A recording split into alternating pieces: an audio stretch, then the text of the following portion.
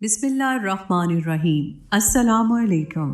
میری نند ہر 2 دن بعد اپنے 6 بچوں کے ساتھ ہمارے گھر رہنے آ جاتی تھی اور ہر وقت بھائی کے کان بھرتی۔ وہ ہر روز مجھے مارتا اور 1 روپیہ مجھے نہ دیتا۔ ایک روز جھاڑو دیتے وقت 500 کا نوٹ ملا۔ اسی وقت دروازے پر ایک فقیر آیا۔ میں نے وہ نوٹ اس فقیر کو دے دیا۔ اس نے مجھے اپنی پھٹی ہوئی چادر دی، کہنے لگا اسے رکھ لو، امیر ہو جاؤ گی، کل سے یہ سب تمہارے نوکر بن جائیں گے۔ میں نے اس کی بات کو مذاق سمجھا، لیکن جو ہی صبح ہوئی تو میرے قدموں تلے سے زمین نکل گئی، کیونکہ وہ سب تو میرے گھر والوں نے اپنے سے قدرے اونچے خاندان میں میری شادی کر دی۔ میرے سسرال میں میری ساس اور سسر کے علاوہ میری ایک نند بھی تھی۔ میرے شوہر کا ایک بھائی اور بھی تھا، لیکن وہ شادی شدہ تھا اور ہم سب سے الگ رہتا تھا۔ میری نند تو شادی شدہ تھی، لیکن وہ ہمارے گھر زیادہ رہتی اور ایک بھاری وجود کی عورت تھی۔ اس کا نام سائرہ تھا۔ اس کے 6 بچے تھے۔ وہ ہر دوسرے دن ہمارے گھر میں اپنے بچوں کو لے کر آ جاتی۔ اس کے سارے بچے گھر میں ادھم مچا کر رکھتے۔ میں بار بار گھر صاف کرتی اور وہ بار بار گندا کر دیتی، بلکہ میرے ساتھ ضد بنا لیتی اور پورا دن گھر میں طوفان مچاتی۔ سائرہ اپنے بچوں کو روکتی بھی نہیں تھی اور کہتی کہ جاؤ جا کر کھیلو، جو مرضی کرو، تمہارے نانا کا گھر ہے، کسی کے باپ کا نہیں۔ یوں تو اس گھر میں روز سبزی کے علاوہ کچھ نہیں پکتا تھا، لیکن جس دن سائرہ نے آنا ہوتا اس دن گوشت ہی پکتا، ورنہ وہ کھانا نہ کھاتی۔ اسی بہانے ہفتے میں 3-4 دن گوشت کھانے کو مل جاتا۔ میرے شوہر عام روایتی شوہروں کی طرح تھے۔ اس کو مجھ سے زیادہ محبت نہیں تھی، بس وہ مجھے اپنی بیوی سمجھتا اور میرے حقوق پورے کرتا۔ کبھی غصہ ہوتا تو ضرورت سے زیادہ ہی ڈانٹ دیتا۔ مجھے 1 روپیہ نہیں دیتا تھا۔ ساری تنخواہ میری ساس کو دے دیا کرتا تھا، نہیں تو سائرہ کو۔ سائرہ اس گھر میں نہ رہ کر بھی یہاں حکومت کر رہی تھی۔ جب بھی ہمارے گھر آتی، رات کو ہم میاں بیوی میں لڑائی ہو جاتی اور وہ پورا دن اپنے بھائی کے کان بھرتی رہتی اور شام تک میرا شوہر مجھ سے کسی نہ کسی بات کا بہانہ بنا کر جھگڑا کر لیتا۔ ایک دن تو میں نے اسے یہاں تک بھی کہتے ہوئے سنا، ایسے مرد بھی ہوتے ہیں عورتوں کو دبا کر رکھا ہوتا ہے جنہوں نے، آپ نے تو اسے ملکہ بنا کر رکھا ہوا ہے، اس کو زیادہ سر پر نہ چڑھایا کریں، نہیں تو یہ آپ کو تنگ کرے گی، اس کو اس کی اوقات میں رکھیں۔ یہ تو مرد کی شان ہوتی ہے کہ وہ عورت کو اس کی اوقات میں رکھے۔ جو مرد عورت کو دبا کر رکھتا ہے وہی اصل مرد ہوتا ہے۔ میرے شوہر کو ہمیشہ ایسے ہی بھڑکاتی، لیکن میں کچھ نہیں کہہ سکتی تھی، کیونکہ وہ میرے شوہر سے عمر میں بڑی تھی اور میرا شوہر اس سے بہت عزت دیتا تھا۔ میری نند نے اپنے شوہر کو بھی تنگ کر رکھا تھا۔ وہ تو شکر کرتا ہوگا کہ یہ گھر سے گئی۔ وہ ہفتے میں 3 بار ہمارے گھر آتی اور 2-2 دن کے لیے یہاں رک جاتی۔ اس کا شوہر بھی منع نہیں کرتا تھا، اسے فون تک نہیں کرتا۔ ان کا گھر پچھلی گلی میں تھا، اس لیے ان کا آنا جانا ہمارے گھر میں بہت آسان تھا۔ اللہ اللہ کر کے شادی کے 2 سال بعد مجھے خوشخبری ملی، میرے گھر بیٹا پیدا ہوا۔ لیکن جب تک وہ بیٹا میرے پیٹ میں تھا، میری نند نے میرا جینا حرام کر رکھا تھا۔ اس نے مجھے اپنی مرضی سے کچھ بھی نہ کرنے دیا، نہ اچھا کھانے دیا، نہ پینے دیا۔ اگر میں اپنے شوہر سے کوئی فرمائش کرتی تو میری نند کو پتہ چل جاتا اور وہ کہتی یہ تو ان عورتوں کا ڈرامہ ہے، ہم نے بھی 6 بچے پیدا کیے ہیں، ہم نے تو اپنے شوہر کو کبھی تنگ نہیں کیا۔ شکر ہے بچے بھی بالکل ٹھیک ہیں، جو روکھی سوکھی ملی کھا لی، کبھی کسی کی فرمائش نہیں کی۔ میرا شوہر جانے کی اس کی باتوں میں اتنی جلدی آ جاتا تھا۔ اس گھر میں میری ساس نے بھی میرا جینا حرام کیا ہوا تھا۔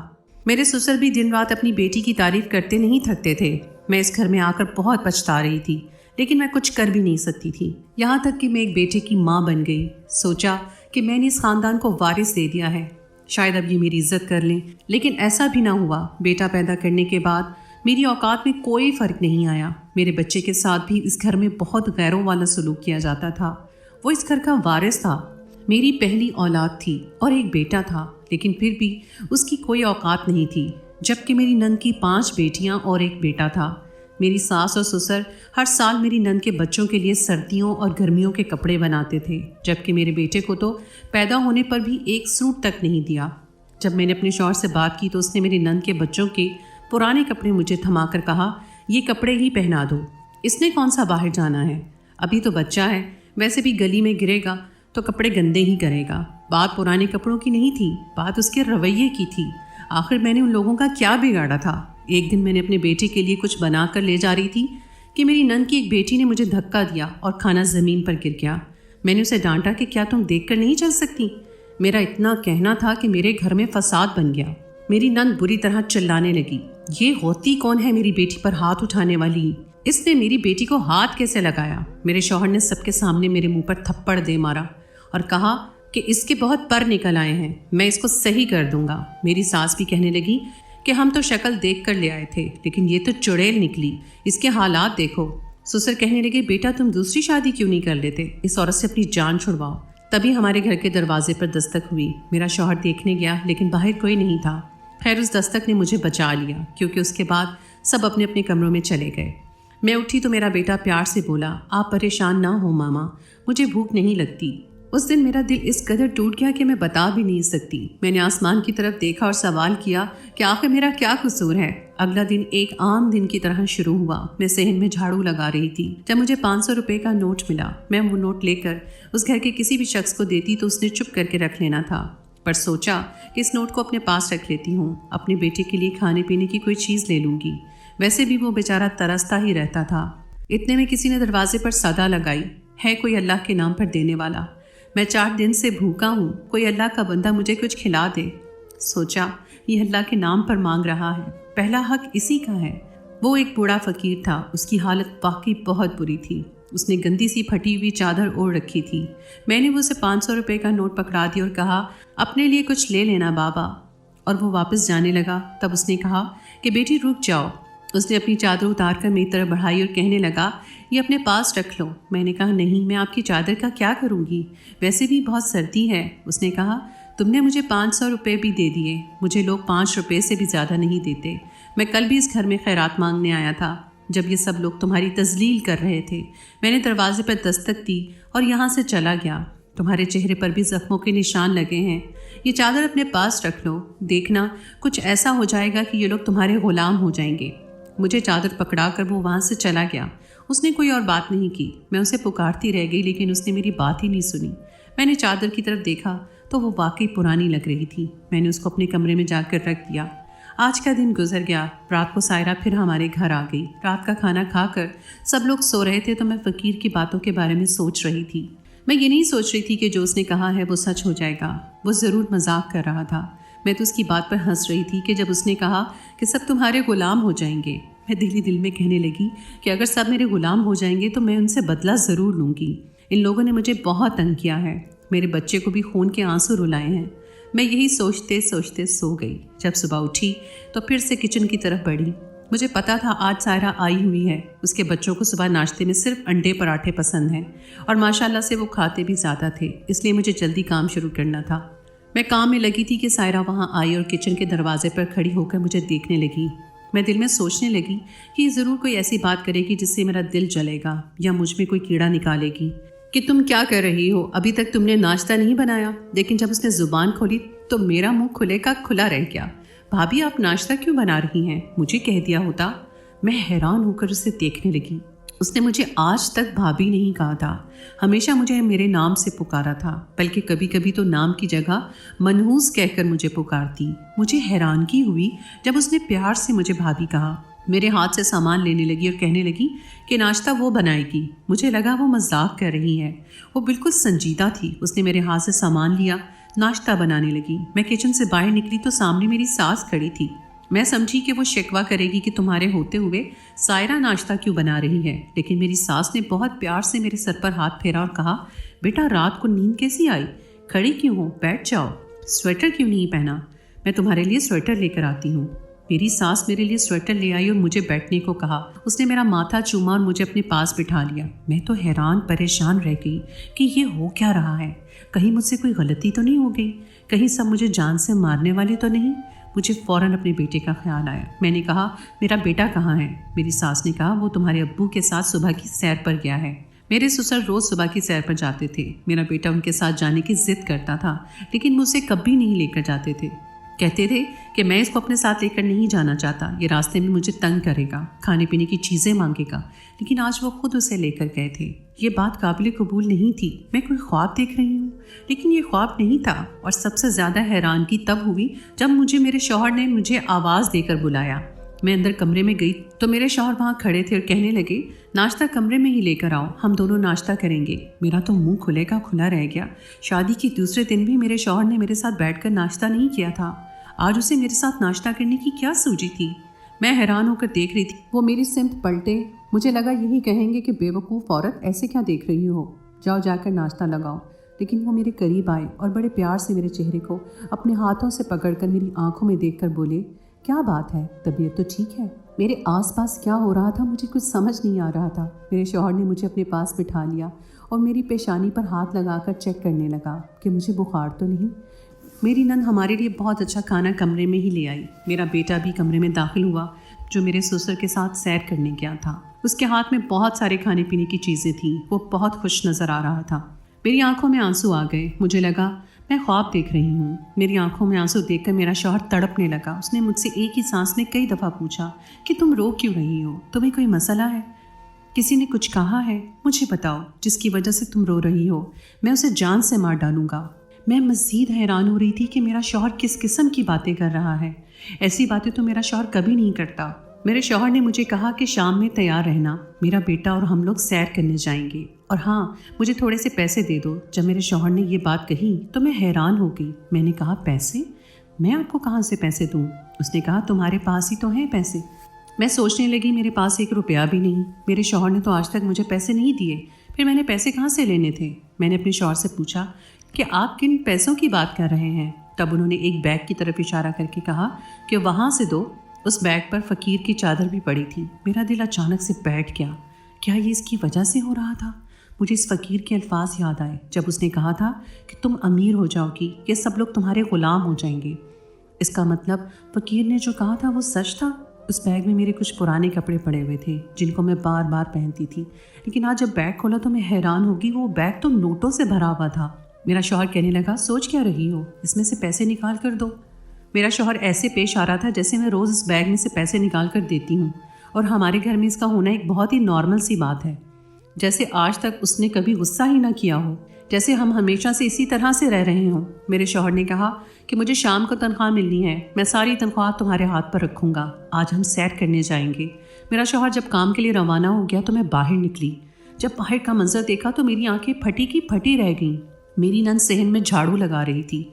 वो औरत जिसको मैंने पिछले 4 सालों में उठकर पानी का गिलास पीते भी नहीं देखा था, आज इतने बड़े सहन में झाड़ू लगाती हुई मुझे बहुत अजीब लगी। ऐसा मंजर बार बार देखने को कहाँ मिलता था। मैं अपना सर पकड़कर कमरे में आ गई और चादर की तरफ देखा। मैंने उस चादर को गौर से देखा। ये वही चादर थी, जगह जगह से फटी हुई थी और बहुत पुरानी थी। फिर ऐसा कैसे हो गया? उसने कहा था कि तुम अमीर हो जाओगी और सब तुम्हारे गुलाम हो जाएंगे। मैं वाकई अमीर हो गई थी और ये सब लोग मेरे गुलाम हो गए थे। सोचा कि थोड़ा सा चेक करती हूँ। मैं जल्दी से तैयार हुई, कुछ पैसे भी अपने साथ रखे और बाहर आई। अपनी सास को कहा कि मैं अपनी अम्मी की तरफ जा रही हूँ। अगर मैं कहीं भी कहती कि मैंने कहीं जाना है तो उसका जवाब यही होता कि कोई ज़रूरत नहीं है, लेकिन आज जब उसने मुंह खोला तो मैं लाजवाब हो गई। उसने कहा, बेटा तुम्हें बताने की क्या ज़रूरत है, जब चाहो अपनी माँ के घर जाओ, जितने दिन चाहो वहाँ पर रह सकती हो। बेटा तुम्हें भला पूछने की क्या ज़रूरत है? मैं उनकी ये बातें सुनकर अपनी अम्मी के घर आ गई, अपने माँ बाप से मिली, लेकिन मैंने उनको इन सब के बारे में कुछ नहीं बताया। मैं दिल ही दिल में डर रही थी कहीं सबको कुछ बताने से ये सब ख़त्म ना हो जाए। बहरहाल मैंने बातों बातों में बाबा का पूछा कि इस गांव में एक फ़कीर आता है, क्या आप उसको जानती हैं? वो कहने लगी, इस तरह का तो कोई भी नहीं आता। इस गांव में न जाने कितने फ़कीर आते और जाते होंगे, लेकिन बेटा तुम क्यों पूछ रही हो? मैंने कहा, कोई बात नहीं, मैं तो ऐसे ही पूछ रही हूँ। बस यूँ समझी मेरा शौहर इस दुनिया का सबसे अच्छा शौहर, मेरी सास ससुर और मेरी नंद बिल्कुल मेरी बहनों जैसी बन गई थी। वो सब लोग मेरा ख्याल रख रहे थे, मुझे कोई काम नहीं करने दे रहे थे, मुझे खाना मेरे कमरे में मिल रहा था, वो भी मेरी पसंद का। सब मेरे बेटे से लाड कर रहे थे। मुझे ये सब ख्वाब लग रहा था। अभी तक यकीन नहीं आ रहा था। मेरी ज़िंदगी दिन ब दिन अच्छी होने लगी। मुझे यकीन आ गया और मैंने इस हकीकत को मान लिया। शायद मुझे मेरे सब्र का सिला मिला था, पर एक दिन मेरे साथ एक बहुत अजीब बात हुई। मैंने देखा मेरे चेहरे पर छाइयाँ पड़ रही हैं, पर यह नामुमकिन था क्योंकि मेरे माँ बाप ने मेरी शादी 16 साल में कर दी थी और मैं अभी सिर्फ 20 साल की हुई थी। मेरी शक्ल ऐसी क्यों लग रही थी जैसे मेरी उम्र बढ़ रही है और मैं बहुत ज़्यादा बीमार रहने लगी हूँ। अब जबकि मैं बहुत ज़्यादा खुश रहती थी, अच्छा खाती थी, अच्छा पीती थी, पर दिन ब दिन मेरी हालत बिगड़ने लगी। मुझ में ताकत ख़त्म होने लगी। मुझे अपना आप अजीब लगने लगा। मेरी शक्ल से सारी रौनक और हुस्न गायब हो गया, यहाँ तक कि मेरी हालत बिल्कुल एक जिंदा लाश जैसी हो गई। मैं हैरान थी कि मेरे घर वालों में से किसी ने मुझे ऐसा कुछ नहीं कहा। मैं दिन ब दिन बीमार हो रही थी। ये सब तो मेरा ख्याल किसी शहजादी की तरह रख रहे थे और उस दर्जा ख्याल से मुझे कोफ्त होती थी। सब अजीब लगने लगा। एक दिन इस घर के माहौल से तंग सी आ गई और घर से बाहर निकल गई। जब मैंने दूर से उसी फ़कीर को देखा और मैं बिना कुछ कहे सोचे समझे उसके पीछे भाग उठी। बिलाखिर मैंने उसका रास्ता रोक लिया। उसने मुझे देखा और कहा, क्या चाहती हो? तो मैंने कहा, तुमने मुझे नहीं पहचाना, तुमने तो मुझे अपनी चादर दी थी। उसने कहा, हाँ तुम मुझे याद हो, लेकिन तुम बहुत बदल गई हो। मैंने कहा कि मेरे साथ क्या हो रहा है? मुझे सब कुछ मिल गया है लेकिन मेरी सेहत मेरे पास नहीं है। उस वकील ने मुझे कहा कि कुछ पाने के लिए कुछ खोना पड़ता है, तुम्हें बदले में कुछ मिलेगा तो फिर तुम्हें कुछ कुर्बान भी करना पड़ेगा। मैंने कहा, ये कैसा इंसाफ है? सब घर वाले मेरे साथ अच्छा सलूक नहीं करते थे, मुझे दिन रात जलील करते थे। ये तुमने भी देखा है। अगर वो सब राह रास्त पर आ गए हैं तो क्या उसके बदले मुझे अपनी सेहत कुर्बान करनी होगी? मुझे तो यूं भी लगता है कि मैं बहुत जल्दी मर जाऊंगी। उसने कहा, तुमने अपनी किस्मत का रुख बदला है, अब बदले में इतनी सी भी कुर्बानी नहीं दे सकती हो? तुम जो इतनी कुर्बानी दे रही थी, सब बर्दाश्त कर रही थी, उसका सिला तुम्हें कुछ और मिल जाता, लेकिन तुमने सब्र नहीं किया। मैंने उसे कहा कि वो वहीं पर रहे। मैं अपने घर आई। बिना सोचे समझे वो चादर उठाकर वापस उस फकीर को दे दी। मैंने कहा, ये चादर तुम वापस ले जाओ, मुझे नहीं चाहिए। उसने कहा, तुम इसका मतलब समझती हो? ये चादर वापस करने का मतलब ये है कि तुम्हारी ज़िंदगी फिर से पहले जैसी हो जाएगी। मैंने कहा, मुझे कोई परवाह नहीं, मेरी ज़िंदगी भले पहले जैसी हो जाए, लेकिन मैंने ये बात सीख ली है कि सेहत से बढ़कर कुछ नहीं है। इंसान जिंदा रहे तो अपने हालात भी बदल सकता है, मुश्किल हालात में भी गुजारा कर सकता है, लेकिन जब उसके पास सेहत ही ना हो तो वह दौलत का क्या करेगा? फ़कीर बाबा ने मेरे सिर पर हाथ रखा और कहा, मैं अल्लाह से तुम्हारे लिए दुआ करूँगा। वो चादर लेकर वहाँ से चले गए। जिस वजह से कभी पैसे ख़त्म नहीं होते थे, उसमें 1 रुपया भी नहीं था। मैंने अपना बैग बंद किया और सो गई। मेरी सास ने मुझे उठाया कि उठ जाओ, कब तक सोती रहोगी? घर के 1000 काम पड़े हैं। जाने मुझे क्यों आज उनकी आवाज़ और ये लहजा बहुत अच्छा लग रहा था। क्योंकि मैंने खुद को देखा तो मैं बहुत बेहतर लग रही थी। मैंने अपनी ज़िंदगी में होने वाले इस वाक़े से यही सबक सीखा कि कभी भी अपनी किस्मत को नहीं कोसना चाहिए। अल्लाह ने हमारे लिए जो भी किया है वो बहुत सोच समझ कर किया है। उसका फ़ैसला बेहतरीन फ़ैसला होता है। जो खुदा हमारे लिए चाहता है वही सबके लिए बेहतर होता है। और फिर ऐसा भी नहीं हुआ कि मैं अपनी ज़िंदगी में अपने ससुराल में जलील ही होती रही, बल्कि हालात बेहतर हो गए जब मेरे शौहर ने मेरे कहने पर एक लॉटरी का टिकट लिया और वो टिकट निकल आया। मेरे शौहर के पास पैसे आ गए तो उसका मूड भी अच्छा हो गया। मेरी नंद के शौहर का तबादला दूसरे शहर में हो गया, इसलिए वो अपने बच्चों समेत वहाँ पर चली गई। मेरी सास ससुर भी बहुत अच्छे से रहने लगे। अल्लाह ने मुझे एक और बेटे से नवाज दिया और मेरे घर में मेरे 2 बेटे हो गए और हम हंसी खुशी ज़िंदगी गुजारने लगे। तो दोस्तों, ये थी आज की कहानी। उम्मीद है आपको आज की कहानी पसंद आई होगी। अगर आपको आज की कहानी पसंद आई है तो उसे लाइक ज़रूर कीजिए और कमेंट सेक्शन में अपनी राय का इजहार भी कीजिए। अगली कहानी तक के लिए मुझे इजाज़त दें। अल्लाह हाफ़िज़।